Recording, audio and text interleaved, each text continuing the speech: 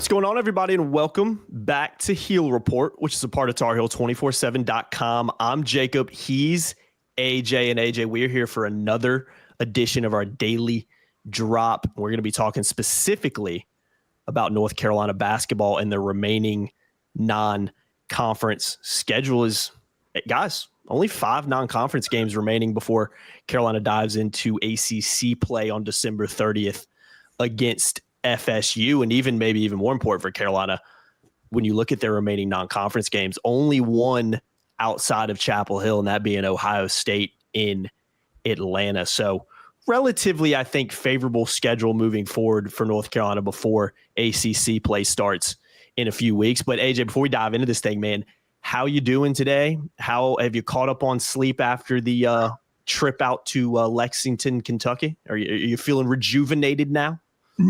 No, of course not. I could have put my life savings on that answer, and I would be a rich man right now. Yeah, no, it's when I woke up today, I thought to myself, okay, get up, grind, or swan dive into a volcano. Let me think this one over.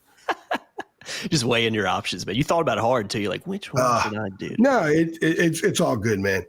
I know you're joking. I know you love the grind, man. I'm just kidding. Sleep will come in like May. AJ, you've been doing this job for way too long to not enjoy the grind. Let's put it that way. Because if you didn't enjoy the grind, you would have driven your car off a bridge, cliff, whatever, years ago. Let's put it that way. 100%. I would 1,000 miles an hour into a mountainside. Yeah, I would have hijacked a plane, or I just would have flown like a Cessna by myself into a mountainside. Yeah. Or just fly it out to the middle of the ocean or something. I love the grind because there's so much pride in the grind.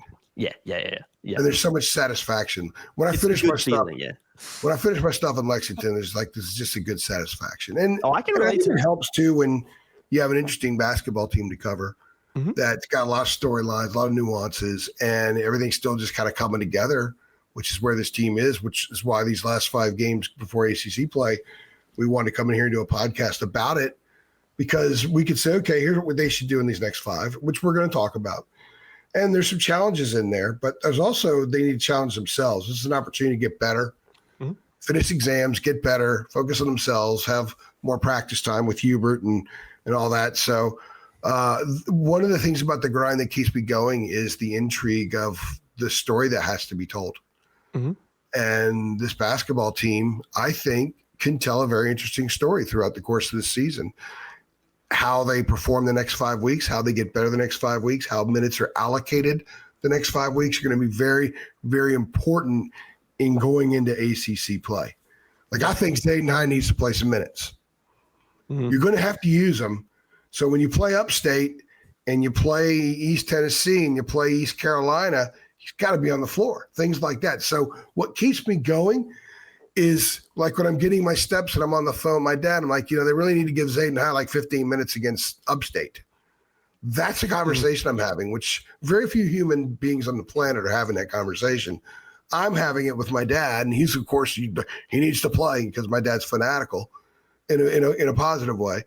And that's the grind that keeps me going because I'm intrigued by, I'm highly intrigued how Hubert's going to use Zayden High these next 5 games. Certainly, yes. In the 3 games that they should coast in, and they should coast against East Carolina. They're not very good. I saw them last week in Fort Myers. They're not very good. No, not very good at all. Losing record.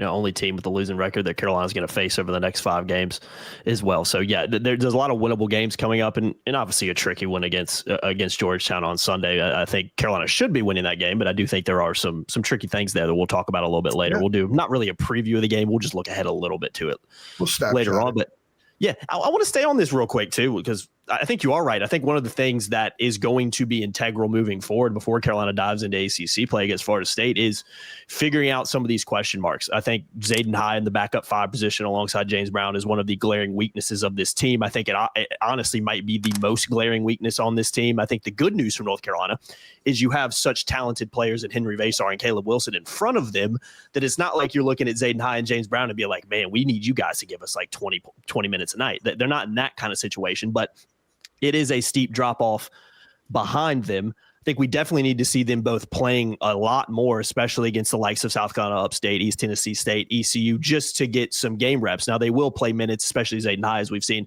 that he will play some minutes against Georgetown and Ohio State. I'd be shocked if he didn't, but I think he needs to find some kind of groove. He needs to prove that he can give them something instead of coming on the bench and giving them very limited minutes or at times even hurting the team. So let's stay on this for a second, but do you agree that backup 5 spot is still probably the biggest concern on this team? And how much do you think, on the flip side, can you really maybe learn about what they're going to give you if you're only playing them significant minutes against the likes of a South Carolina Upstate? Well, in Zayden's case, he just needs to play. You think he just needs reps more than anything? Yeah, because a lot of the mistakes he's making aren't because he's not physically able to do things. He just needs to get better at some stuff. I mean, he gets so twisted defensively. I mean, that's footwork, a lot of that, isn't it? And it's footwork. He commits a foul. It's instincts, and games are going to help you in those areas. I also think that Hubert just needs to give Zayden the minutes. It should be understood that James Brown, he got an opportunity. I talked to somebody close to the program about James Brown going in early before Zayden High in the Michigan State game, and part of that was maybe Hubert just trying something different, shake Zayden up a little bit, trying something different, and that's not a long-term thing. Was James Brown going in ahead of Zayden? I was told that Zayden's just quote, he's outstanding in practice, end quote, and that doesn't always translate to the floor. So that's not really a compliment. The only way to get that to translate to the floor is to get him on the floor. So you're playing South Carolina Upstate next week. There's no reason to play Henry more than 20 minutes in that game. Give Zayden 20 minutes. Let him get out there and just play and get not just a sweat, but like a soaked sweat and play the game. Doesn't matter who it's against. He needs to play with the other guys, and he needs to play competitive basketball. They get the same thing with East Tennessee State, pretty much similar thing with East Carolina. They're better than the other two, but they're not that good. Mm-hmm. And you've got to play him into that. But that's something that Hubert doesn't always do. And that's an area, if you want to call it a critique, I think it's fair. I think Hubert's trust of guys, lack of trust shows up even when they play games like that. The bench played 45 minutes against Navy. Mm-hmm. That's just wrong. They didn't get out of that game what they needed to. So with these ones coming up, you've got to get minutes out of the bench because the bench needs the minutes. I know that, you got to beat Upstate by 30 and all, but if it means winning by 25 and Zayden High gets 20 minutes, or you win by 30 and he gets 8, I think winning by 25 and he gets 20 minutes is better for this team. It's not going to look as good in the computer. The computer's not going to like it as much, but who cares? Because the computer has nothing to do with March. Mm-hmm. So get him ready, get him more consistent, get him confident. Because in that conversation I have with this person, it's like for every really good thing he does some really good stuff. He does something bad that just like washes it out. It kind of negates it. Yeah. It's like if you're betting and you push on everything, right? Mm-hmm. Well, if you do, you still kind of lose because you got the juice you got to pay. And I know this from way back in this 1990s when I laid a couple of coins on a few games before I got into the media. And I remember the juice would kill you. My buddy used to say, the juice will eat you alive and drain your pocket. So they need to get him to where they're not pushing, where he's not pushing as a player, where you're getting a plus with Zayden High. And it's only going to happen by getting his butt on the court. So in these next 5, 2 challenging games, Georgetown and Ohio State, the other 3 should not be challenging, but all 5 should be opportunities to get Zayden out there. If you're going to use Jaden Young at some point this season, he needs to get minutes in the next few weeks. Got to play. Yeah. Okay. Where is Isaiah Dennis in the whole process? Because we know that he was injured during the preseason period. I know that he wasn't super highly recruited, and then there's an understanding that it's going to take some time. I watched him a lot on the bench when I was down at Fort Myers because I was right adjacent. I kind of credit-corded to the bench, and I could see everything. Having a great time, great communication with teammates and all that kind of stuff. But I think it's a good opportunity to get him out there in some first halves of games, get him some playing time, because you never know when you're going to have to call him one of these guys. And you know what? He may go in there and play really well, and suddenly he becomes an option for the rotation. So I'm not suggesting that will happen. I doubt that will happen. But this is an opportunity for Hubert to grow the team, to grow the bench. Mm-hmm. I would love to see Jonathan Powell have plays drawn up for him. Mm-hmm. He did that one time in Kentucky, which was a huge moment, in my opinion, of Hubert trusting him. We talk about trust a lot. I would love to see them go into upstate and say, let's run 6 or 7 actions for Jonathan Powell. Let's get him going. Mm-hmm. Let's run more stuff for Luka and get him going. You bring in Derek Dixon off the bench, and Kyan's going to start. I don't see a change there for a while. But if Derek can shoot, then have Derek shoot.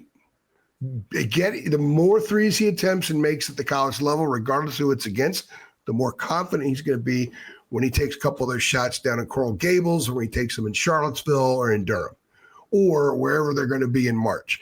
So these are opportunities to really solidify guys that are not named Caleb and Henry. And quite frankly, they don't have Seth. So it kind of helps in the sense they don't have Seth, because other options can be there. But they don't have to rely on Caleb and Henry to win 3 of these next 5. I think they're going to need them a lot against Georgetown and Ohio State. But take advantage of these 5 games before ACC play starts to further develop, build, and juice inject that bench. Mm-hmm. And that's one of the reasons I brought that up too, specifically, because you're right. I think there's any criticism you could, throw at Hubert over his tenure so far is just, like you said, just a lack of maybe giving guys minutes that are maybe on the fringes, or bench guys that need a little bit of confidence, not giving in those minutes when you have the opportunities to. And then you get into later in the season and the bullets start flying. Maybe you have a couple injuries, maybe guys that your starters aren't performing as well. And then those guys get thrown into the fire and their confidence is shot, and they haven't played many minutes in the last few weeks. And it's just, you put them in this kind of uncomfortable position where they're not set up for success to give you anything really later on in the year. So yes, I do agree. I think one of the biggest things over these next 5 games, specifically against the likes of South Carolina, Upstate, East Tennessee State, and ECU, is giving these fringe players more minutes. And that's the next step in the process of this team, AJ, because when this team, I think, has the potential to do a lot of good things. I'm very high on what this team can do. The problem is, and what you're going to run into is, as you get deeper into the season, as you get into tournament play, you're going to get exploited by your weakest links. Great teams are defined obviously by their best players, but on the flip side, they're also defined by their weakest links. And if you've got guys that aren't giving you anything because they haven't played minutes, because their confidence is shot, that is what's going to ultimately lose you games in March. You're going to look back and say, man, like, that was a good team, but they didn't have enough at this position. They didn't have enough there, and they didn't have enough off the bench here. Yeah. So this is the time to do it. And what it is, AJ, it's taken a little bit out of Roy's playbook. I mean, how many times do we see Roy play weird lineups and maybe not sacrifice games early in the season, but play guys in certain, different situations that maybe Hubert Davis hasn't shown he's willing to do for whatever reason. And it might not benefit you early on in the season as much, but it benefits you later on in the year when you're really trying to do something. So I do think that is the next step in Hubert's process in a lot of ways, but not only is it the next step in his process as a coach, AJ, it's the next step in the process of this team moving forward, is getting more of these fringe guys involved. And I think confidence is the word that I think of a lot, AJ. Confidence is a key word that we've seen a lot of guys in Hubert's tenure that are maybe on the fringe a little bit just not have when they've been given opportunities later in the year, because they weren't giving enough opportunities earlier in the season when they had the chance to. So yeah, that's one of the big things that I think we're going to be looking out for. But I also think Carolina fans are going to be looking out for too, because Carolina fans know this. I mean, Carolina fans have seen this before, and I think we need to see some of these guys getting some more minutes, because it's going to help this team in the long run down the road. I think it would be really good to see Jaden Young get some run. Mm-hmm. This is a team that's shooting 30% from 3-point range. Well, he's a guy that can rain. And the only way he's going to he looks like a guy who doesn't have a ton of confidence right now, but I think the only way he's going to get confidence is by playing more. You're not going to get confidence playing 3 minutes against South Carolina Upstate. A big thing about playing your bench too, especially in games where you can afford to, is morale. Mm-hmm. Anybody who played like in high school, and if you're sort of in that 8th, 9th, 10th guy or beyond, you work your butts off just as hard as the starters do. And every once in a while, you like to be rewarded with maybe the last 4 minutes of a blowout instead of the last 2 minutes of a blowout, because you can actually get a little bit of a sweat and stuff. And that's just human nature. Yeah, it is human nature, and it's a morale thing, and you don't want to neg out aspects of your team. At the same time, with Jaden, I would think that making sure that he's not rusty, because you might need him in some games where, look, like everybody's off, but this guy here, he's gone off in this league before. So why not give him an opportunity? I kind of thought the Michigan State game was an opportunity. Just stick him in there for a few minutes and let him launch, see if it goes through. All he's got to do is hit one to change the complexion of the game at times. And he wasn't played. So I think that of the criticisms about Hubert, the all hands on deck thing is he's not great at yet. And he's still working at that. And this is an opportunity to have an all hands on deck stretch of 3 weeks. They play FSU December 30th. So we're looking at a little over 3 weeks, about 3 weeks for the FSU game. And I think they can grow a lot in some areas that may not be as sexy in the stat sheet, may not be as sexy in the final score, but really could fortify the interior of the team. And I think that that's more important than sexy right now. Because when Seth comes back, the ACC schedule, the way it lines up, gives them plenty of opportunities to be sexy. I shouldn't probably use that word so much, but I think you understand what I'm saying. So I really, really, really am very interested in this 5-game snapshot, how it's utilized, how playing time is allocated, how the Tar Heels play, and if their play makes Hubert more comfortable pulling an Isaiah Dennis off the bench with 12 minutes left in the game instead of 4 minutes left in the game, to give him a chance to work with some of the regulars, that kind of thing. Because it's one thing to play mop-up duty and look good with your walk-ons and against other walk-ons. It's another thing to get some real run with 12 or 14 minutes left in a game. You're ahead by 20, but it's still a very competitive back-and-forth scenario. I think it would be very valuable to see someone like him in that situation. And also he's spelling your starters. It's a long season. Henry's played 36 minutes against Kentucky. He doesn't need to play 30 minutes against Upstate or against East Tennessee or even against East Carolina. He should not have to do that. So Hubert needs to be mindful of all those things. And I'm sure that he will be. I'm not saying anything he hasn't thought of. But when the game starts, sometimes coaches get to be a little stubborn in certain areas. Most of them are stubborn, and Hubert can be stubborn a little bit too. And I guess that's one of the knocks, if you will, on him. But I'm very excited about this. Who else gets excited about South Carolina Upstate on a Saturday in December? I do, for these reasons. And that's why I think fans need to understand these games are very important. They're very important because of what we're talking about. And it's an opportunity for a team to grow. But if you go out there and don't handle things and approach things the right way, you're not going to grow much or at all. You might even regress in those kinds of games. So these are not as big as playing at Kentucky or hosting Kansas, but they're still big games. They're very important games, and they help sort of eventually determine who you are.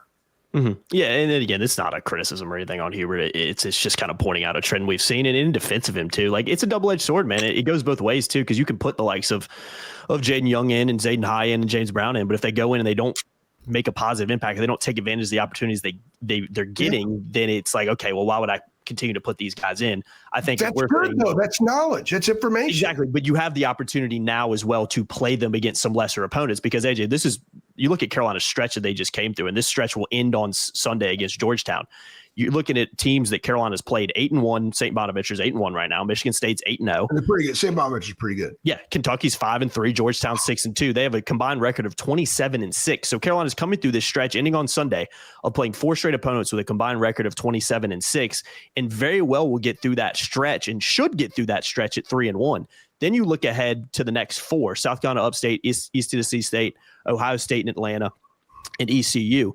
20-13 combined record as of right now. So it is by far a lot easier of a stretch coming up, albeit there are some tricky games in there. I think Ohio State and Atlanta and CBS Sport Classic, you can't just show up to that game and expect to win. You have to be on your game there, in Georgetown as well on Sunday. You have to be ready to play against them, or you could very well lose. But the stretch coming up and why we kind of talked about giving some of these more fringe players an opportunity is it is factually an easier stretch that if you're going to do it anytime in the season, the time is now, because you definitely don't want to be kind of tinkering and still trying to figure out what your role players can do. But so much when you get into the media ACC play, despite Carolina having I don't want to say easier start to ACC play, but it could be a lot harder of a start to ACC play because, AJ, the real kind of meat of Carolina and when it gets really tricky in ACC play is really once they get through that first. Once they got to go out west to Stanford and California. That could be tricky, but you look at the stretch after January 21st when they play at Virginia, at Georgia Tech, Syracuse, Duke, and so on. That's when things really get serious. So I think this is the best opportunity, these next 4, next 5 in particular, to get these guys some more minutes. Because after that, you don't want to just be like, hey, Jaden Young, go give me 15 minutes against at SMU. I don't foresee that happening in Hubert Davis's world. It could, but it's unlikely if he doesn't get some time coming up here soon. That, since you brought it up, they opened with FSU in ACC play, and then they go to SMU, come back to play Wake, and then they go to California for 2 games. So they have 4 games where they're in Texas, and then they're in California for ACC games. Mm-hmm. Mm-hmm. And they're going to have to sit around for a few days, hotel, find a high school place to practice and all that. They're going to be out of their element in California. It's Stanford on a Wednesday, Berkeley on a Saturday. It's a fairly early game. So 4 o'clock, yeah, I know somebody's getting a flight out. They're doing a red eye after that later that night. Who it is. And and I'm flying the next day. But I think that gives them some opportunity to just get off to a solid start in ACC play, and maybe still experiment some too. Mm-hmm. FSU has really struggled the last week and a half. That maybe is an opportunity to get the bench some minutes. You got Georgia Tech on the road. The Yellow Jackets have been terrible this year. Really disappointing watching them play. It's another one of those opportunities. So I'm a big fan of building the bench. I'm a big fan of getting morale going with those guys that don't play that much, but they practice as much as the starters do. And I'm a big fan of intel. Mm-hmm. And the greatest intel you could possibly get is our games. Mm-hmm. And stick dudes on the floor. Mm-hmm. Stick them on the floor and just let them play and see if there's some qualities that you can extract from that and pull forward. That to me is the mission. And it begins with Georgetown, which I think is going to be a tough game, an interesting game. I know that Carolina's wearing throwbacks for this game from the '82 season when they beat them in the national championship game. Is that a little scoop right there? I haven't heard that. Carolina put that on their site. So, okay, but what I'm hoping is that Georgetown wears the uniforms they wore that night. I'll call them the Sleepy Floyd uniforms because Patrick Ewing was still just a freshman. But if they do that, someone needs to wear the gray T-shirt Patrick wore under his jersey. Yeah. And they should bring Patrick down and have him do an honorary goaltending before the game. Because if you don't know what I'm talking about, go back and watch the 1982 national championship game and all the goaltending calls that Patrick got early on. Mm-hmm. Big goaltender? Well, it was intentional. It was like a ploy to intimidate. And you can't intimidate Worthy, Jordan, and Perkins. That's true. You're not really that's not going to work. It's one of the great national champions. It's like the 3rd most watched college basketball game I ever played. And it's one of the great national championship games. One of the most famous shots in college basketball history, too. I mean, obviously with what Jordan did. So, yeah, that'll be a cool spectacle. I'm looking forward to the Georgetown game. Let's dive a little bit more into it. And again, it's not going to be like a Georgetown preview necessarily, but just looking ahead to the game a little bit more. Georgetown coming in 6-2. Look at some of the teams they played. Win over Clemson, who's a good team this year. At Maryland, they won earlier in the year. On the flip side, they have lost to Miami and lost to Dayton as well. So both their losses coming. Miami's good. Miami's really good. Dayton's good Miami's, too. I think Miami's headed in the right direction under their new head coach, who I'm blanking on his name right now. Team, so is Dayton. Yeah, for sure. So I think, Georgetown, it presents another kind of unique challenge. If this was on the road, if this was at Georgetown, I think I would be a little bit more concerned about it. But I do think when you look at what we know about Carolina so far, undoubtedly they should be beating Georgetown. I think another good news for North Carolina, not a good news for Georgetown, but, one of their key players has been out, Vince. I'm going to butcher his last name. Uwachukwu? Is that close? That's probably close enough, right? Vince Uwachukwu, he's been out since the Clemson game on the 15th. Some 1. He's got a heart condition. Yeah, and he has not played since the Clemson game on November 15th. Yeah, and he was a huge reason they beat Clemson. Yes. So, yeah, he had a big game that night. So they have 2 7-footers, but they have one now, a kid that's now starting in his place who's probably more athletic and might even be more skilled.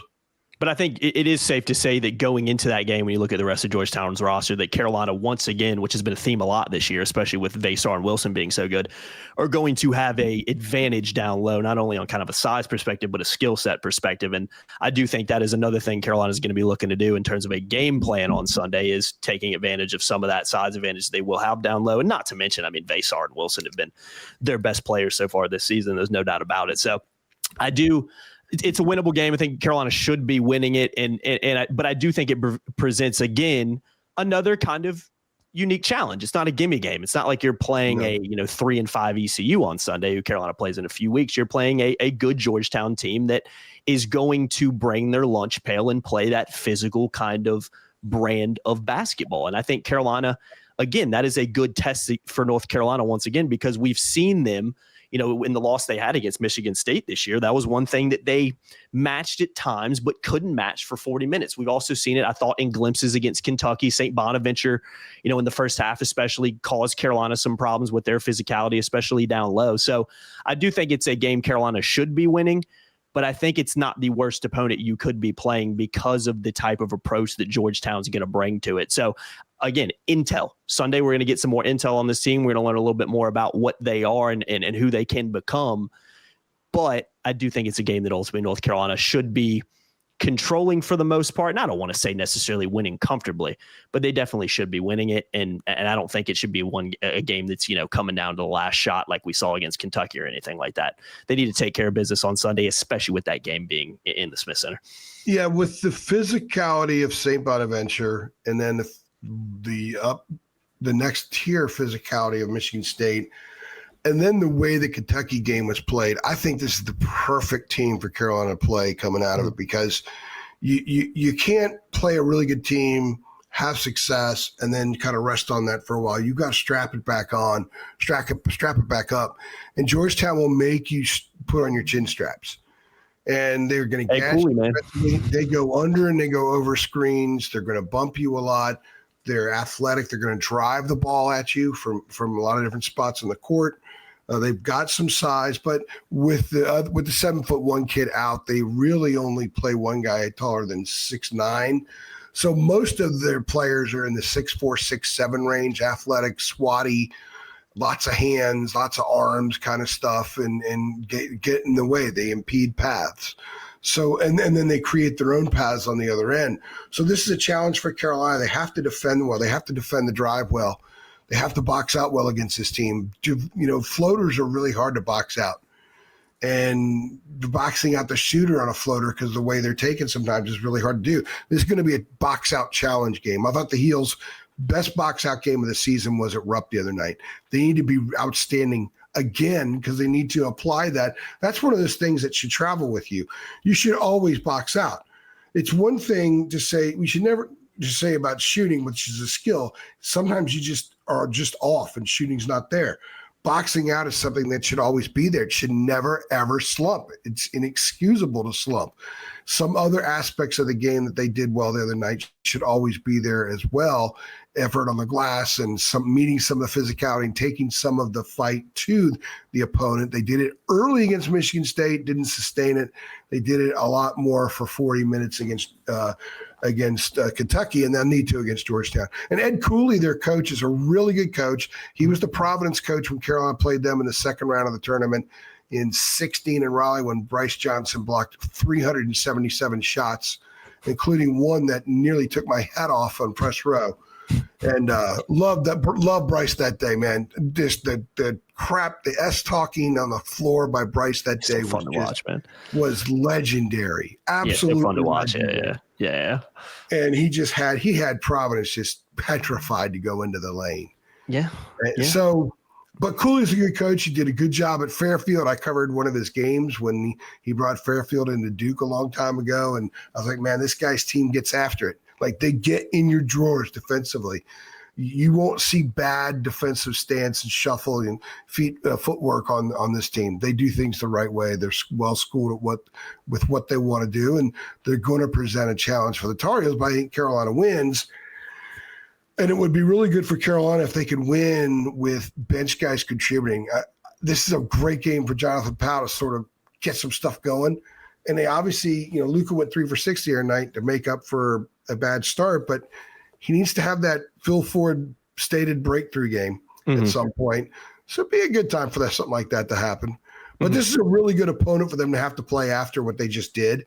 Instead of playing upstate now, they're better off playing Georgetown now because Hubert's going to have to build them back up, get them ready for another team that can beat them, because that's what conference play and that's what the postseason is all about. I was going to say that really prepares you for conference play because you can't take a night off in conference play no matter who you're playing, really. But is it unrealistic, and I think probably expected, that Carolina of this next 5-game streak, I know there's some tricky games in there, but I think it's pretty realistic and maybe expected that Carolina should, based on what we've seen so far this year and the sample size we have, 8-game sample size we have, to be 12-1 going to conference play. Am I getting too giddy with that, or no.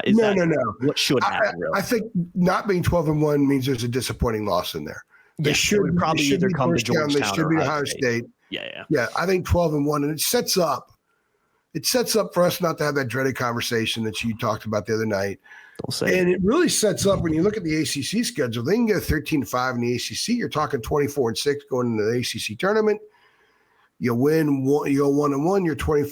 What was it? 25? What did I just say? 25-6. 25-6. So you're 26-7.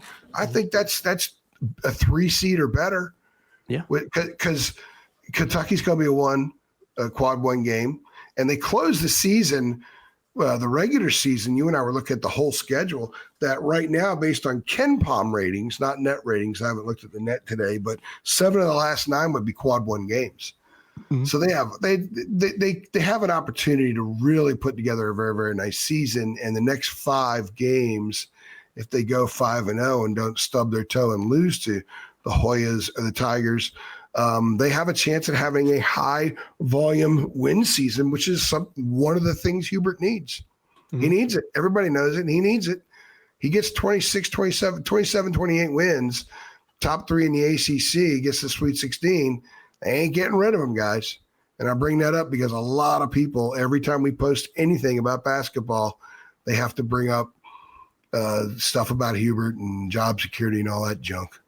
Yeah, and like you mentioned, if Carolina was to go into the tournament, let's say Carolina goes to the NCAA tournament, with just 7 losses, that'd be what, the 3rd time in the last 9 seasons that Carolina's would essentially end a year on less than 10 losses. So that is progress, and that is a good year based on what you've seen from Carolina. It'd be the 2nd time in Hubert Davis's tenure that they would finish with less than 10 losses as well. So yeah, I have to go look at the actual numbers, but I think from 60.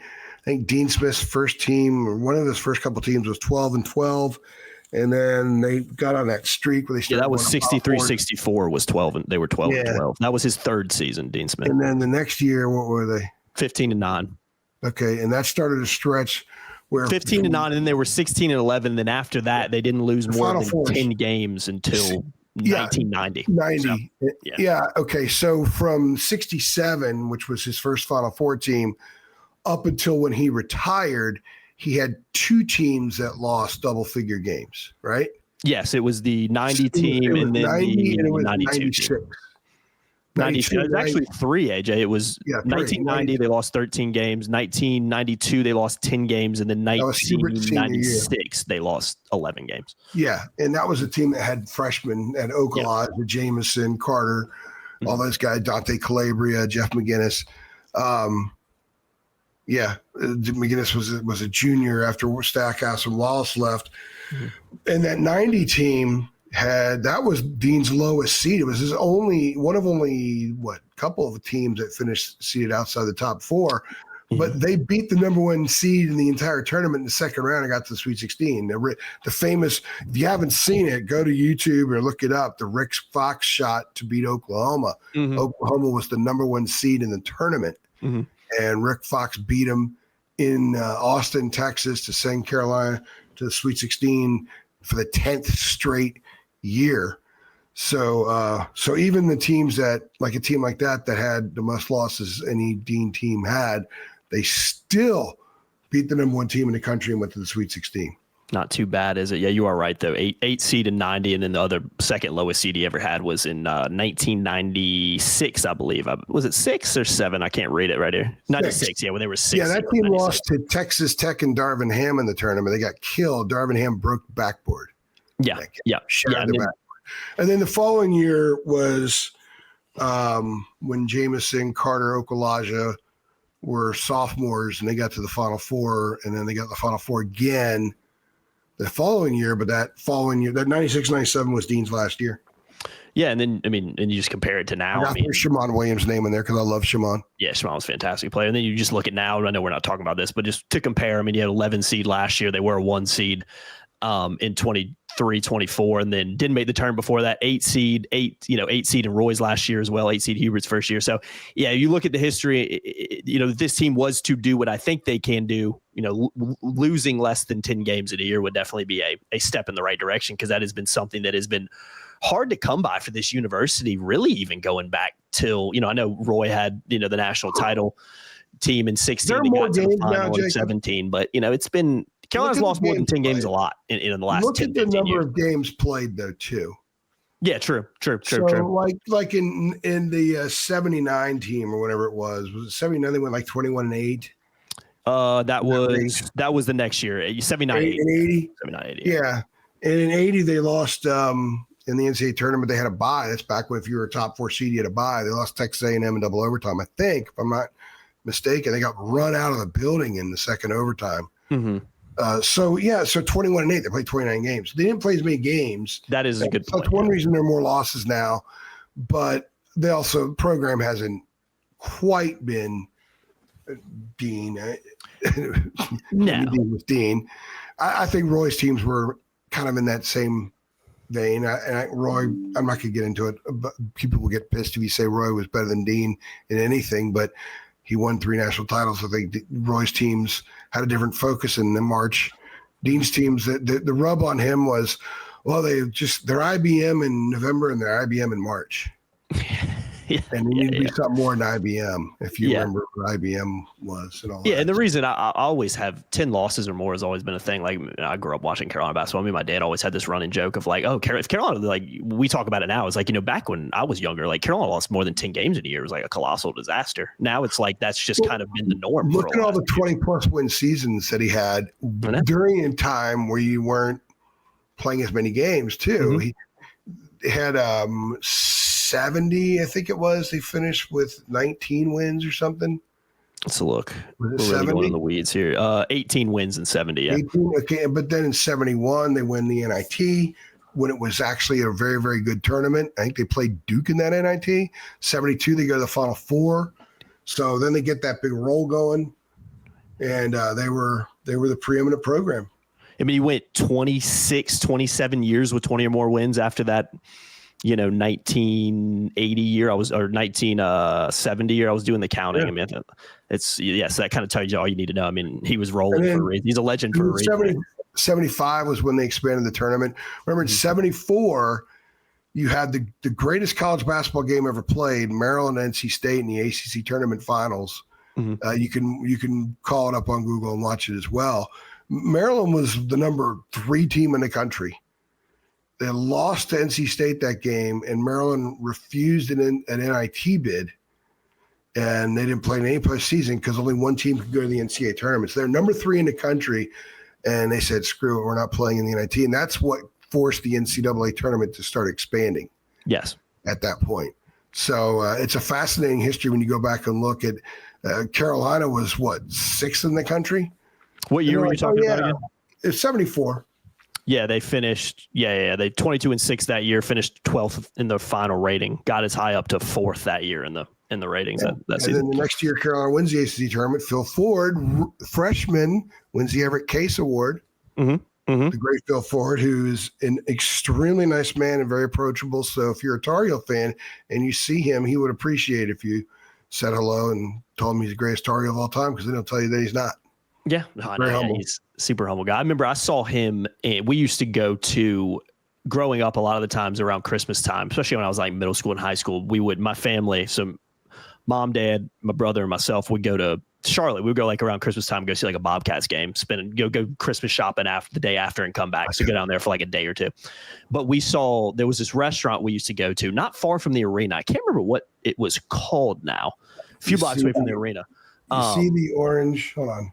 You got it up there? Right there. That's one of my Bobcat credentials. Oh, nice. Yeah, I remember you did cover some games back in the day. Just a horrible. Small little credentials. I covered a ton of games. I covered the team that had the worst winning percentage of all time. Just an absolutely horrible name for a franchise too. Logo sucked. None of it was good. But we saw, this was when Phil Ford, I believe, was still an assistant for the Bobcats because he was an assistant there for a few years. And we actually saw him in the restaurant we were in after. I think we went up and talked to him, but that was the first time in my life at the time. I was probably 9th or 10th grade that I'd seen, a Carolina legend like that in person. I did run into Tyler Hansbrough when he was still at Carolina in Wrightsville Beach. I think I've told this story before. There was a restaurant right across the bridge in Wrightsville Beach. I can't remember the name of it. I do not know. And I actually have a picture with him because I was down there for a soccer tournament. And it was like a hole in the wall restaurant. It wasn't like a fancy, it was like a lunch. Well, are you talking about like, there's the waterway, there's 2 waterways, and then there's the beach. You talking about the final bridge under the beach? I think so. There's like 4 or 5 places right there where people hang out. There's that one place, I can't remember the name of it, where you can bunch of people hang out outside out front, which is cool. This I believe was I can't remember because it was so long ago. That was the place. I think it was the other bridge, because the bridge you're talking about does have a lot. It has a restaurant on the one side, and then you get to Wrightsville. It has a couple restaurants on the other side. Yeah, the one has changed names a few times. But I remember, I'll never forget this. We were there. We were down in Wilmington for a soccer tournament. I was probably like 12 or 13, maybe. And I have a picture with him, a couple of my teammates with him. But I see Tyler Hansbrough comes riding up on a beach bike. I'm talking like, a bike you ride at the beach. You guys know the type I'm talking about. And, this guy's, 6'9", 6'10", and it's just Tyler Hansbrough comes rocking up on this bike. It looks so out of place, everything. And he took a picture with us with those psycho TIs. Like, it was almost like he was playing basketball in his head. He was like, he was zoned out. He looked intense when we took a picture of him. I'll have to see if I can find that photo. I'll try to prop it in this podcast. There's a picture of him. Hilarious. Just a hilarious kind of thing. There's across the street from that one place, there's a place where a lot of people would gather at night, and it's pretty loud and stuff. And there are some photos that came out with Bobby Frazier and Ginyard and Hansbrough down there. Wes Miller's family had a place down there, and they would stay down there right there in that part of the beach. And there are a couple of photos. Roy had a house down there. I think well, Roy was over on Figure 8. Yeah, I think he sold that. I feel like that house was on the market a couple of years ago or something like that. Maybe I'm thinking of Mac Brown. I can't remember. There were some photos of him double fisted and that kind of stuff. One place, I'm drawing a blank of the name of it, where people like to sit out front, they're hanging on the railing and stuff. Yeah, we were there one night. My buddy Nugget, who's got the Kavorka, if you know what that is, Seinfeld. I mean, Nugget's a guy that just, chicks dug him, but he was also kind of silly, especially after he had a couple. And he was talking to this one girl one night. I don't even know what he was saying. And I was kind of right almost next to him with my buddy Berg.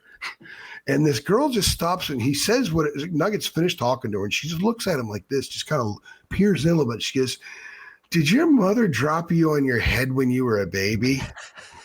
And Berg was laughing so hard he actually had to go out of the place. I thought he was like in some kind of having a medical emergency. Yeah. Laughing so hard. And we talked about that a few years ago, and he started laughing really hard again too. That was a tough lot. That's a memory of that place. I'm on the maps now. We're going deep on this. Bridge Tender is the one right before you go across the bridge. You got Fish House Grill. And then across the bridge, you got the Blue Water. And there's it's been Blue Water for a while. It used to be something else before it was Blue Water. I can't remember what it was. It might. I went to Blue Water last summer with the Blue Water when we went down to see my dad. I think it was. I saw Nate Britt at Blue Water. Oh, did you really? Yeah. That's kind of a random one to see. There's a few restaurants over there that it could be. I don't think the restaurant. I think the building is still there, but I don't think the restaurant is there. What I think it is it's right on the bridge. It's the bridge, the first bridge you come to where the dockside is and all that stuff. The second one, I'm drawing a blank at the name of the place there. The second bridge? Yeah, the stuff right on the beach, just basically. Oh, you're talking about like Jimmy's, Wrightsville Beach. You got And they've changed restaurants. Tower 7 Baja Grills over there. I've Yeah, eaten there's, there there's before. I don't know. I can't remember all of it. It must be that one though, because that's Causeway Drive. I mean, that's the one that goes right. Yeah, into when the I heart of was Wrightsville. when I was living in Wilmington, I was working at the Star News. We used to go down there a lot. It was a lot of fun. Yeah, I love Wrightsville, man. It's a great place. I used to go. I haven't been down there in a few years, but I had a lot of friends They who went cleaned to up Carolina Beach a lot too. Yeah, Carolina Beach is nice as well. Not too far. Yeah, well, Wrightsville's got need a little more parking on Wrightsville if I'm going to make any complaints about it. Just maybe like build something if there's some parking, but still a fantastic place to go to. I had a lot of fun down there in my college years, and actually right before I started working for you, I remember one of the first phone conversations, probably the second phone conversation I ever had with you. I was down at Wrightsville Beach. Funny enough, the first conversation I ever had with you, AJ, I was over at my buddy's house, his parents' house at the time, because we had just finished college, and I was in his childhood room talking to you because I needed a quiet place, and you about scared the death out of me because you're like, dude, this is a grind, you better be ready for it. And I was like, dude, I don't know if I'm ready for it. And then I'm glad you didn't scare me away that day, but I appreciate the honesty, because you are right. I didn't really know what I was getting into at the time, because this is when I was doing it full time as kind of an intern, and it was a lot more of a grind than I initially realized. But you kind of learn to love it throughout. Yeah, the year. that's I'll never forget that phone call. Isn't that an understatement? Because we brought some people in before, and they realized, wow, this really is. That's the first time. Anytime anybody's reached out to me about kind of working in this business, that's the first thing I kind of tell them, because I went to school for journalism. I was naive about it coming out. I was like, man, this is easy, like, whatever. But I remember one of the first things you told me was kind of just what to expect when it comes to the grind and kind of the work ethic that it takes. And I remember being on that phone call like, oh man, I don't know if I want to do this, but I'm glad I did. I'm glad I showed up to that post practice football interview with Larry Fedora probably about a month before he got fired. I'm glad I showed up to that interview, because if I didn't, I don't know if I probably wouldn't be sitting here right now. So yeah, I'm sure Larry answered all the questions that day. I just remember because it was like, we don't talk about quarterback because they were we don't talk about quarterback. Yeah. Wish I had $10 bill for every time he said, we don't talk about quarterback. Yeah. It's fantastic, man. I always tell people the first story I ever wrote, Western Carolina game, was the first football game I ever covered in person. It was on Javonte Williams. First story I ever wrote. Not a bad story to start out with. Javonte from out of nowhere. I wonder what he's doing nowadays, AJ. I don't know. I'd have to Google him, see what he's up to. Probably just back in, where was he from? Wallace, North Carolina? Probably just back there doing something, working on a hog farm or something. A lot of hog farms over there. He's definitely not playing football for the Cowboys. Working for Wendell Murphy, right? He's on the hog farm working for Wendell Murphy. Yeah, absolutely. I love Wendell. Wendell's awesome. Wendell was. We talked about Wendell before on here. I know a lot of Carolina fans probably don't like him because he's a state guy, but Yeah, he was in state politics and stuff like that. I don't care about any of that stuff. Where do you make his money? Pork? Oh yeah, biggest hog farmer in the world, man. So I've probably eaten some pork in my day that has been had something to do with him, directly tied to him. Oh yeah. I do love bacon, so appreciate it. Full disclosure, John Bunning and I met at Wendell's office in 2013 because I was going to build a radio network. And where is his office at, by the way? Is that in Raleigh? No. It's in Eastern North Carolina. Wallace. Yeah, it's in Wallace. That's what I figured. I figured it had to be somewhere over there. Yeah, the part of the interstate is named after him. I think they have. That's the area where he is, and you get out of the car and you walk up to his office. You can kind of smell the money. You know what I mean? Literally. Yeah, and that's what John said. So we actually had a meeting in Wendell's office, and this is more than 10 years ago. So I guess I can tell the story. I was trying to build a radio network. I remember that. Because I love doing radio, and I was trying to think, okay, what do I want to do for the remaining years? I want to try to create something and be in control a little bit more. So I had him. I had a guy who had a bunch of radio stations in the East Coast, who his main investor was Bruce Hornsby, the musician. So he was involved, and we were going to get Chucky Brown, NC State basketball player, involved, and I had John Bunning. So I talked to John a lot. I went to dinner with John down in Wilmington and devised this plan where John would have a show on the station, and it'd be just like football 101 kind of show with a lot of great stories. And Wendell was going to be one of the primary investors as well. So we had a meeting at his office, and I just remember meeting John outside, and he just like smell money. Like it was pretty hard to breathe, if you weren't prepared for it. So that's what I always think about and I mentioned something about it. Whenever I State and Carolina player try to go see him, I didn't see him last week. He's got a suite near the press box. I figured he was still going, probably. Yeah, but Wendell I used to talk to him a lot when I covered state. He helped me out a lot with a lot of information. Of course, very well connected over there. I can imagine. He's kind of like the guy who owns NC State Athletics. So that's what I thought. Yeah. And just so everybody knows, the Murphy family has donated to all the schools. They've donated to UNC as well. Yeah. So Wendell has a lot of very close friends that are UNC people. So he sports NC State. He wears that red blazer a lot. He but does. Yeah. He's got nothing against Carolina. He's like one of the NC State fans that doesn't hate Carolina. Yeah. I have some buddies like that. I think his brother hates Carolina, but he doesn't. Yeah, I grew up with some of my best friends growing up were State fans, and they weren't the type of State fans Carolina typically talks about. They were pretty level-headed in that respect. But again, it makes the rivalry fun, man. I don't mind the psycho fans. That was kind of a neat thing, though. Sitting in his office, I'm sitting here, John Bunning's here, and Wendell's at his desk. Think about that for a moment. That is a lineup right there, yeah. Yeah, that's pretty cool. A lot of money in that room, too. No. With two people. Yeah, that's what I'm saying, yeah. You were the outlier. Oh, the total outlier. You were the outlier. He's like, man, you can come work for me. Hey, John built a house down there in Wilmington. Nice. I figured that's where I'd be, man. I've never been to Wallace, North Carolina, personally, but I do have my dad's side of the family's from Rocky Mount. I've got it's been years. I got some family in Ahoskie, North Carolina. Shout out to people who even know where that is. But you talk about the middle of absolute nowhere. That is the middle of absolute nowhere. No disrespect to anybody who lives in Ahoskie, North Carolina, by the way. All 15 of you. But and I can say that because I've got family down there. So I have the right to poke fun at Ahoskie, North Carolina. Just to I'd never forget going down there for the first time and be like, what dimension have I been transported into? Because this is not the real world. You can experience that in Eastern North Carolina and some stuff. Yeah, you can, man. You absolutely can. You're just driving, no house. I mean, just like nothing for miles. I've never seen anything like that before. I spent a lot of time in Elizabethtown too. White Lake we go to every year. Shout out everybody in that side. Elizabethtown is where the Star News used to be printed. Yeah, Rod Baxley from always. Right. We had Rod Baxley on the show. I like to show, always Bladen County's finest, Rod Baxley. Always that's right. I forgot that. I don't know if the Star News is still printed we called it E-Town. Where did they print it in Elizabethtown? I don't know. I've never been there to it. I've never been to it. I wonder why they printed it there. I mean, that was where a lot of it was printed. A lot of it was also printed on site when I was there, but then after they do that anymore. Yeah, the newspaper industry really started changing a lot in the early 2000s. And I was in Wilmington from 98 to 2003.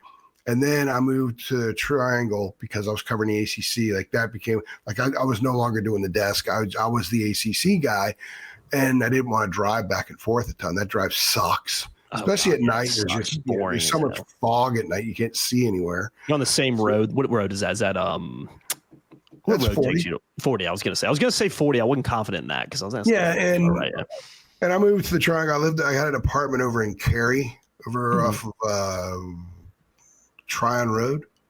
Oh, okay. There. Not a bad area. I'd already met Kim when I was still living in Wilmington. So anyway, so I spent the next 5 years with the Star News, but living in Raleigh. So I only got down there a couple of times a year. I go see my parents or something. I go to the Star News. I had to bring Agate Boy. I'd collect media guides and bring them to Agate Boy. That's fantastic. Agate Boy, I'd give him like 50 media guides. I'd hand them to him. Thanks. What do you do with them? Just collect them? I don't know. I mean, he's just got a room somewhere with just media guys. His favorite media guy, his two favorite media guides he ordered every year were the Baylor football media guide and Wyoming for some reason. Wyoming's kind of cool, but Baylor that's a random one. And nobody knows who the hell we're talking about. Pat Nealon down in Wilmington. He was great, man. But he was our Agate clerk. We called him Agate Boy, and he knew everything about everything. I mean, the only person I know that was in a fantasy horse racing league. And I swear to God, he was in a fantasy horse racing league.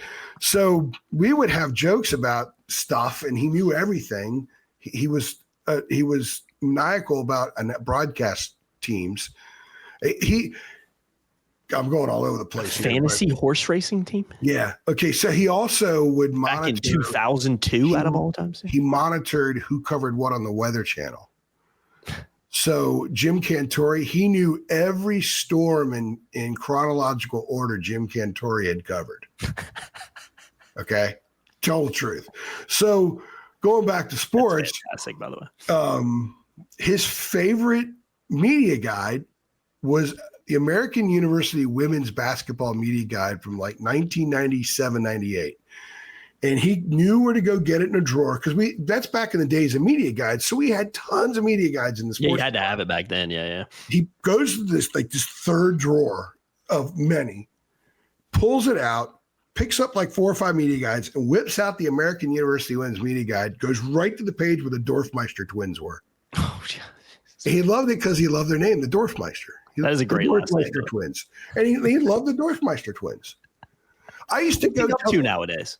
I used to tell Agate Boy stories all the time when I go to games. The late, great Eddie Landers, God rest his soul, loved Agate Boy stories. He wanted to meet Agate Boy.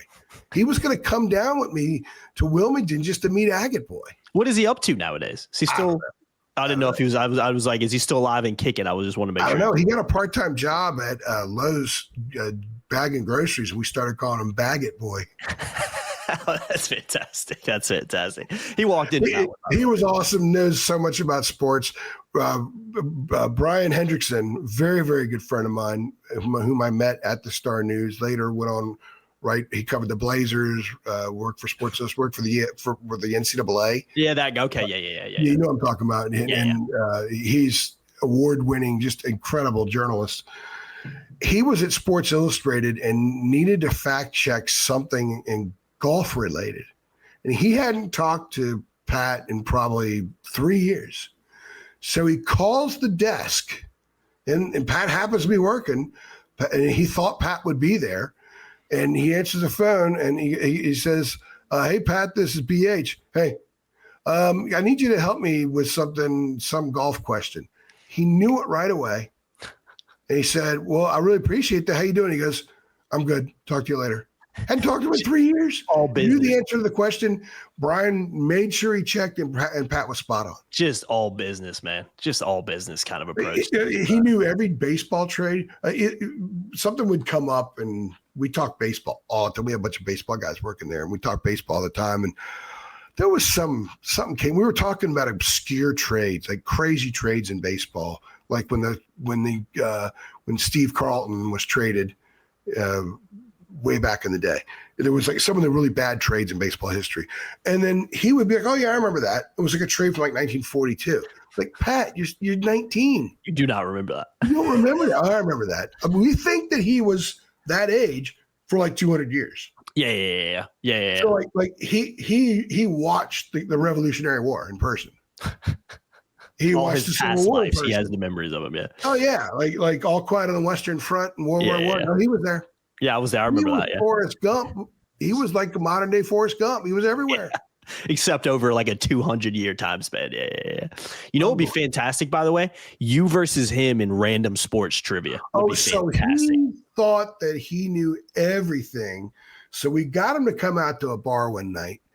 And this is when Michael Lewis almost got himself killed for singing a Prince song doing karaoke at some half-assed place in Wilmington. Not the place for it. That wasn't the place for it at all. But they had those trivia machines, like monitors, the trivia trivia games at the bar. And I beat Pat like 4 out of 5. He was so angry he didn't talk to me for like 3 weeks. Those are the type of guys you need. But AJ, those are the type of guys you need at your news, like at a media outlet. I would think there's like some dude like that everywhere. No, I think there is. Scott Hamilton, the Charleston paper, who wrote for Sports Business Journal. Scott's a great journalist. He's done TV, radio, writing. He can do it all. I've known him since Star News back in the day. Every time we see each other, we hang out and stuff. He's a really good dude. He loves Agate Boy. In fact, I was doing my radio show. I had a radio show. I had a radio show at Wave Radio in Wilmington, then the ESPN station. And I was doing my radio show at Wave in the evening. No, this was the ESPN one. And Scott calls up the show. And TJ Catini, who's been in DC working at Sirius XM for years, was my producer and did the show with me. And he gets a call, and I'm talking about whatever, and he interrupts me and says, Scott Hamilton's on the phone. He's got something he wants to tell you. So we go to Scott live on the air. He says, I've got an agate boy sighting on 17th Street. I'm following him right now. He just pulled out of the 17th Street cafe or whatever it is. So he was following. I mean, he was giving like a play-by-play. The agate boy changed from one lane to the right lane and didn't use his blinker. And we're doing that live on the radio in Wilmington. That was some quality stuff. You wonder why I didn't. I don't know why I didn't win an award. Oh, that's fantastic, man. That's fantastic. But Scott just absolutely adored all things agate boy. He does sound like quite the individual. I would love to meet this guy. I hope he's doing well. One of the most fascinating people I've ever met in my life. That's fantastic, man. I still have minor interaction with him occasionally, like on Facebook and stuff. You probably get money on I invited him to my wedding. He didn't go because I don't like weddings. Yeah, you're not a big wedding guy. Yeah, I don't like weddings. You don't like a wedding, man. I like a wedding now. I do like. I like a wedding. I don't want to go to like 15 in a year like some people do, but I don't mind. It's the happiest day of your marriage. Absolutely, it's all downhill from there, right? Yeah, man. Hey, you were at mine. I mean, you were there for that one. You witnessed it. It did actually happen. That is beautiful. Yeah, and I appreciate that. Shout out Oak Valley. You didn't get on my wedding. I said, Pat, you get free food. Yeah, I'm there. I get it at 17th Street anyway. Oh, that's fantastic, man. AJ, I want to end with this. I'm going to test your knowledge real quick because we were going through all these records of Dean Smith, and you're like one away from his win total in 1973 or whatever. So I'm going to give you one question. We'll see how close you can get to it. All right, you ready for this?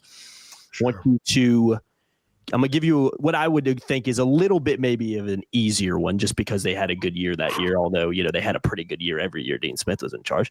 What was Carolina's final record, okay, in the 1987-88 season? I'm trying to make sure that's one we already didn't talk about. Let's see if you can remember. This is the year after they went 32-4, by the way. Yeah. See if you know. 87-88. How many games did that? You can do how many games they won, or if you want to give me the whole record, that's fine. Yeah, let's see. They that team lost to Arizona in the tournament, right? Let me confirm that while you think about this. I think that was Kenny Lofton was on that Arizona team. Got to the Final Four. They did. They lost to Arizona 70-52. Yep. Yeah, and That's pretty impressive. Kenny Lofton was the center fielder for the Indians for a long time. Was on that team. Yep. Shout out Kenny Lofton. See if you can get this one. They were 2 seed, by the way. Yeah, they were 2 seed. I would say they were like 29-8, 28-8. Oh, you're knocking on the door right there, man. You are knocking on it. I'll give you one more guess. 29-8, actually, AJ, 29-8 the year after. So you're thinking about the year after, 88-89. God, you almost basically got that right. Yeah, I'm 28-8. 27-7. 27-7. Okay, yeah. I'll give you a clap. That's impressive, man, because you basically just won year. All those teams. The ones that didn't go to the Final Four were like that was that stretch they didn't go to the Final Four for a while. Yeah. They didn't. They didn't go there until when the 89. They lost to Michigan that won the national title. They lost in the national semi in 91.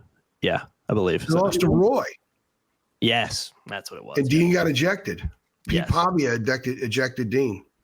And that's gotta be like one of his. And then when Dean left the court, he went to the Kansas bench and shook the hands of every Kansas player. I wonder how you get ejected if you don't curse.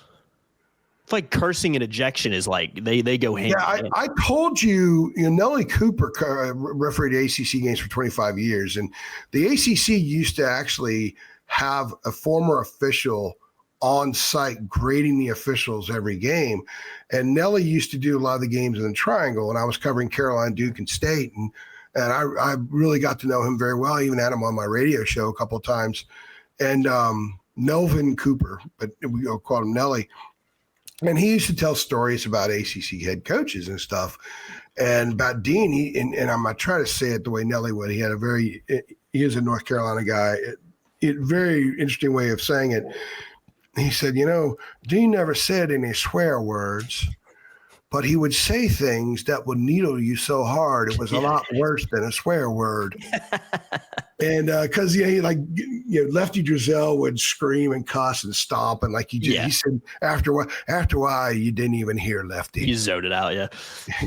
Coach K. He said Coach K. He would look at you with that scowl. But if you turned away, you didn't see the scowl. That's a good point. He said, but Dean would needle you. I would love to know what that kind of quote would be. I would love to know how you can needle somebody without cursing him. That would be such a fantastic. Wouldn't it be fantastic if Dean Smith like mic'd up back in the day? God, I wish that was a thing back in the day, just to see how we went about talking to referees. Because Hubert's like that too. I mean, Hubert doesn't curse. I wonder if a cuss word ever slips out. That'd be a great question to ask somebody who's played under Hubert. Hubert Trimble. We should ask Seth Trimble. Has he ever heard Hubert cuss by accident? That would be a great. I've asked before, and they all say no. That's unbelievable. Look, I've asked Armando. RJ, you know the discipline it takes to not curse. Sometimes it just slips out. Those guys would have told me if he did. They say I told you last year, the exhibition game, I sat right behind the bench where Hubert's seat was for Memphis, right? So there weren't a ton of people in the building, so you could hear everything. He literally would say to the referees, "What the fudge was that?" That's so good, dude. How does it not slip out one time? He stomped up and down the sidelines like Lefty Driesell did. Lefty broke his leg one time. I mean, Armando's there for 5 years. No curse word. That's unbunbelievable discipline. Sometimes you just get mad. I mean, we've seen Hubert get pissed. I mean, I love when Hubert gets mad on the sidelines because it's like he's having it's like his limbs kind of start flailing everywhere. And he just starts stomping back and forth. I tried so hard a couple of times to get like Armando, because you figure Armando, if anybody would have one curse word slipped. Armando would have loved to have been the bearer of that news. Even just like the S word or something easy. Like ass or something. Like Armando cussed all the time. I know. Seth's a little bit of a cusser. RJ was a little bit of a cusser. But Armando of all the people would love to. Seth might too. I'll ask Seth at some point. I think that's just unbelievable that it never slips out. Hubert's got this amazing discipline about things like that. He does, man. Amazing. He's absolutely perfect for the job, man. Look, some people think Hubert's corny, but I'll tell you, man, Hubert's genuine. Yes. That's who he is. AJ, he's absolutely a perfect guy to be the head coach of North Carolina. I mean, in terms of what his history and being at Carolina and what his understanding of it, he's the perfect guy. You got to win games. You got to have success at Carolina. But you talk about a guy that fits the Carolina family and understands what it means to play and be a coach at a university like that. You couldn't ask for a better person to be in that role. Yeah, he gets it. I mean, who has experienced Carolina in a more unique way than Hubert Davis? When you think about it, his uncle's Walter Davis, and there's a story that was written a long time ago, maybe when he was playing or something like that. But I'm sure if you Google, a lot of old articles are out there. He was riding in the car with Walter Davis. Is that what it was? Okay, so Dean was a head coach of the Olympic team in '76. Yeah. Mm-hmm. Guthridge was assistant. By the way, John Thompson, Georgetown coach, was assistant. You know, there was always Dean loved John Thompson, thought the world of him, and that was that incredible hug after the '82 championship game when Carolina beat Georgetown. And of course, Dean's like, I'm excited for my players, but I feel bad for John because that was Dean. It's 1,000% Dean, being genuine Dean. But when the '76 team, they won the gold medal. There were 4 Tar Heels on the team: Phil Ford, Mitch Kupchak, Tom Lagarde, and Walter Davis. Dean was the head coach. They won the gold medal in the Olympics. So a bunch of the players were driving back from Montreal back on down to North Carolina, and you've got Phil Ford in the car, Walter Davis in the car, and little Hubert Davis is in the car. And they're driving back. And that's like, he was tasting Carolina at a very early age, ended up playing for Dean. You know, he only had offers, I think, from AU and like George Mason and George Washington, maybe. You know, GW, decent program. Mason at the time, okay program. I think Rick Barnes may have even been the head coach at Mason at the time. And Carolina and Dean believed in him. I think Roy kind of convinced him of it, and Guthridge convinced him of it. And he ends up playing for Carolina, overachieves what the projections were. Mm-hmm. Had a fantastic senior year, 12 years in the NBA, comes back. He's an assistant under Roy for, 9 years, wins national championship, and now he's the head coach. I mean, when you think about it, who has experienced Carolina in the different incredible ways more than Hubert Davis? Oh, absolutely. He's a perfect guy for Steve Kirshner's one who's on there where when Kirshner got hired out of college, when he graduated from school in UConn, and he goes to Carolina and he's working in the media relations, and I think 89, 90 around there was his first year, and he's been there ever since. Mm-hmm. He's seen it all, man. Mm-hmm. He's going to have to write a book one day, and it'll be incredible. But Hubert's experiences are just incredibly unique. Oh my God, yeah, that's what I remember when Hubert was with the Washington Wizards. When Michael was there, they had their training camp in Wilmington, and I was at the Star News at the time and doing radio in Wilmington. So we went over and covered that hard. And I got a one-on-one with Hubert when he was in the NBA. And I think you could find that Q&A somewhere online, but he was great. And you had Hubert and MJ as teammates. So he was a teammate with MJ as well. Yeah, I know. You couldn't. There's so many connections. I mean, like I said, I've said it so many times. He's perfect for that job. And he's fifth generation from the inventor of the sport, from James. No, it's like it's almost too, like if it was in a movie, it would be like, all right, this is like too far fetched. It's ridiculous. Yeah, that's why he's perfect for the role. You have to find success. You have to win games here, and you have that's the only thing people care about, obviously. But in terms of putting a guy in that role after Roy and after Dean to follow that up. I mean, can you really ask for a better guy? I've been told by some people whom I trust implicitly, they say Hubert knows basketball. The people in the sport say he knows basketball as well as anybody. Mm-hmm. Like he just knows. He's a genius. And we've talked about this before. I mean, think about who he's worked with. He played for Dean. He grew up going to Carolina games as a kid. Mm-hmm. Like he's 7 and he knows what point to the passer means. Yeah. Right. He's 9 and he knows that during a timeout, you jog to the bench. Right. The free throw line, I mean, all the stuff that's there. He knew what the four corners was when he was 8 years old. Absolutely. He watched Phil Ford run it. Mm-hmm. Right. So then he plays for Dean and he ends up being a star for Dean. Mm-hmm. He's a fantastic player. Goes to the NBA. Who's he play for in the NBA? Pat Riley. It's not bad. And then he works under Roy. I know, it's crazy. I mean, it's just like it's unbelievable. It's an incredible story.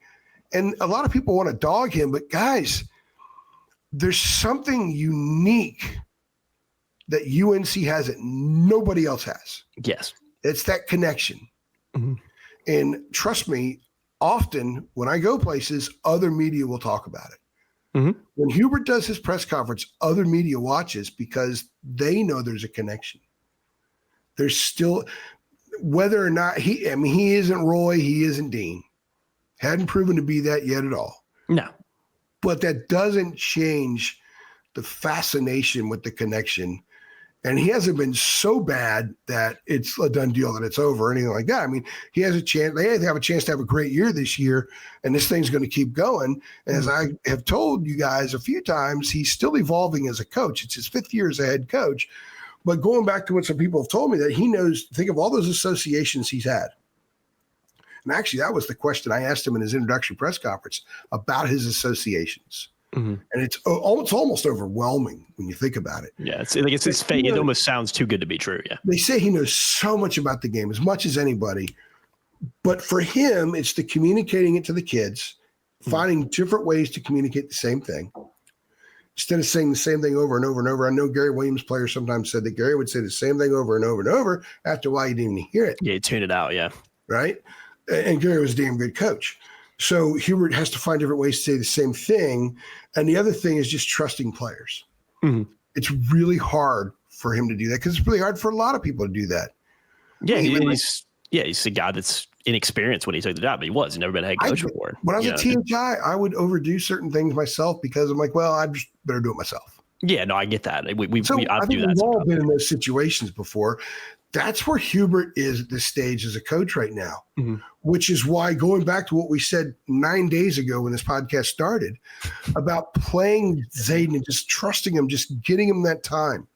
Mm-hmm. Like, that's why this stretch is so important. And it's important for him. Those 45 minutes against Navy, man, what a lost opportunity. Mm-hmm. Should have been 85, 75, 70, 65, whatever. Those minutes are so valuable, and that's what you need here in the next 5 games. And it could be a sign of Hubert's growth. I do think Hubert's grown as a coach. I think he's tweaked, altered, and pivoted, to steal his phrase that he uses 488 times during the season. But he's still in a process. But man, if there's a guy once he's gone and you go outside the family, that thing is over. That uniqueness is gone. Yes. It's over. It's a story that people will tell their kids someday. They had this family thing for almost a century. His team was hired at 61, and he was technically an assistant under McGuire. It's a very unique, real thing that Carolina has that is personal to a lot of people. Yes. And that's why Hubert succeeding is best for all this stuff. And it keeps that amazing story going.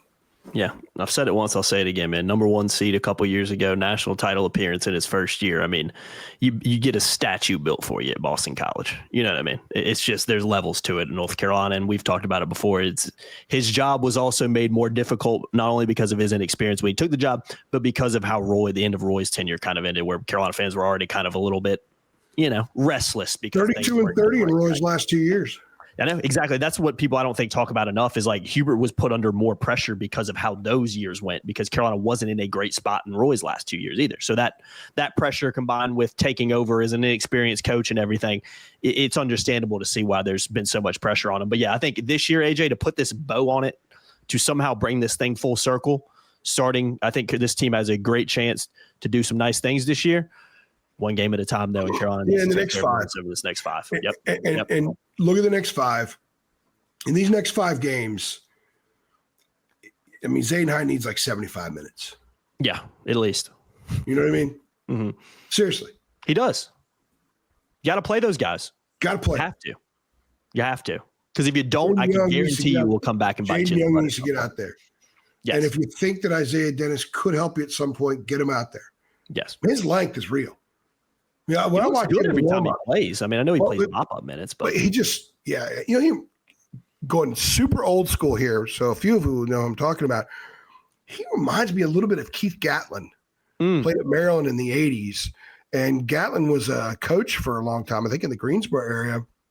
In fact, he brought a team that played Carolina's JV about 10 or 12 years ago.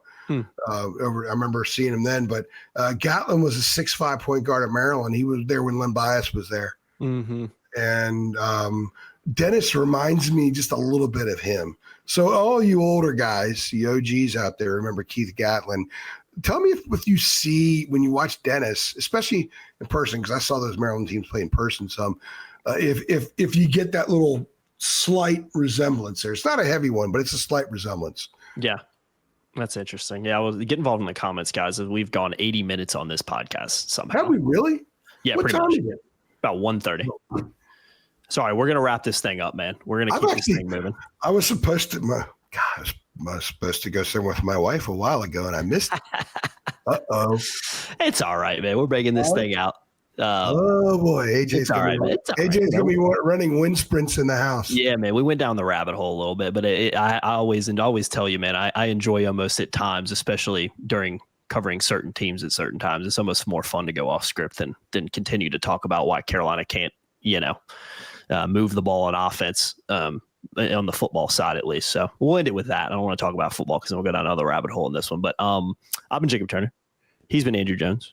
I don't know if it's a record-long podcast, but it's certainly close to that. So make sure you guys hit the like button for that. Well, we talked about Agate Boy more in this podcast than ever before, so that's the record we set today. That's for sure. And if you made it this far, go ahead and give yourself a pat on the back, a round of applause, and please go do something else with your life. If you're Pat and you happen to hear this, send me a DM through Facebook. Let's chat. Absolutely, man. Wink, wink.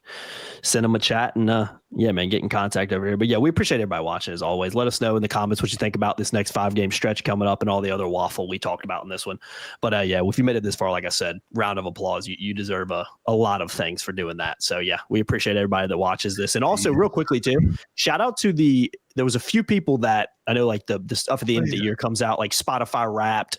You have the YouTube, it shows you like who you listen to the most. We had a few people on Twitter tag you. We're like their top listener, which is insane. I mean, that means a ton to us. So we really, really appreciate guys that listen to us year round, man. Because I know we put out a lot of stuff and a lot of work that goes into it, but we absolutely love what we do over here. And but the problem is, AJ, if nobody listened to it, then we would just be two crazy guys talking to ourselves all the time. So we do really sincerely appreciate everybody out there listening. That's the way I look at it anyway. Yeah, it's true. So, I guess. Yeah. my wife probably is like, God, he's in there yapping to himself again. Yeah, who's he talking to over there? Yeah, podcasting is kind of a funny thing because it's just like two guys talking about whatever, and then people either watch or they don't. You know what I mean? So we appreciate everybody that watches, because if you didn't, then we would just be wasting a lot of our time over here. So yeah, I didn't really know what that was at first. I had to send it to you, and you explained to me. Well, it confused me a little bit at first because I had kind of forgotten that YouTube did it. I knew like all these music platforms did it, but I didn't realize YouTube did it. So yeah, but once I put it together, I was like, yeah, it's very touching. It's very touching. I'm not big on attaboys and stuff applied to us, but to me anyway. But it's very, very touching that they would listen that much, and that they would take the time to do that, send that to us on Twitter. So 100%, man. I appreciate it. Means a lot. Yeah, it means a lot. It definitely does. So follow me on Twitter too as well, at Jacob Turner NC, man. I didn't get tagged in them, so I was like, come on, guys, give me a little tag in there too. But I never promote my Twitter. Because I changed the Twitter handle over. It's really weird because I lost like 350 followers right away, and now they're like speeding back up, adding back up. It's really weird. I figured it would. Yeah, I mean, it's kind of weird what Twitter's been doing. I don't know what the hell's going on. My Twitter's like that too. It's weird. Like I think Twitter doesn't make sense sometimes. I think I lose. I think Twitter does some purging. Well, I think too. Yeah, I think it does, because some days I'll just lose 10 followers and then I'll check back the next day and I've like got all them back. So sometimes I wonder if it's even like accurate. I don't even know. Yeah. Sometimes mine was like a loss of 350 over a week, and I only noticed it because it went below 37,000. And like you said, some of those accounts were probably fake accounts that were purged, and I don't even know. Some of that might not be legit. You know what I mean? Well, maybe some are like, well, God, now he's just AJ. I don't want to follow that. Yeah, that's true. I mean, they're bracing themselves for complaints about the Orioles once baseball starts. Yeah, that's true. Yeah, they'll be firing away at that one. So saving up all my angst. Yeah, follow AJ on Twitter. Follow me on Twitter. Follow you on Twitter. Follow Noah Weisskopf on Twitter. Yeah, follow Noah. David Sisk is a great Twitter follow. Oh, yeah, he is, man. You get a little bit of everything with David. You get a little golf. You get a little SEC, football, basketball, poking fun. His snarky SEC stuff is the best. He's fantastic. He had a great tweet in the second half of the Carolina-Kentucky game where he basically said when Kentucky didn't score a basket for 155 minutes or whatever, he said he put it like both teams look like they're I forgot how he worded it. Like both teams look like they're playing with a root canal right now or something like that. It was a fantastic tweet. I butchered that tweet, but it was something like that. Go look at it on Twitter. I had to retweet it, I think, because it was just absolutely hilarious when I read it. But yeah, David's got some snarky ones over there. He's a great follower. And his film reviews are the best in the business. I mean, he writes about 6,000 words and he does it in about 30 minutes too. So it's unbelievable. So he doesn't do it in 30 minutes, but it feels like but it's like a game ends and he's got a film review up an hour after. You're like, oh, because he's working and working and working. But yeah, it's unmatched. His work is unmatched. Yeah, he's great, man. We have by far the best film review analysis of Carolina basketball anywhere on the planet. It's great, man. It's all, and he does. You can only actually you can see the stuff on Twitter. That's just a minor snippet. The real depth comes in his report. And you can only access it if you were a member of Tar Heel 24/7. VIP, baby. Come on over and sign up, man. We had an awesome promo in on December 1st. Largest community covering Carolina. Yeah, man. Come on, sign up. We've had some promos since we took over the site in August, but yeah, we'll sure we'll have some more in the future. But just get signed up. It's not super expensive anyway, and you get so much great stuff, especially with the portal and everything. Your timed text has already come through. Oh my God, that's embarrassing. That's embarrassing. All right, we're getting out of here. I asked Jacob to send me a text like a half hour after we finished the podcast. I had it scheduled, yeah.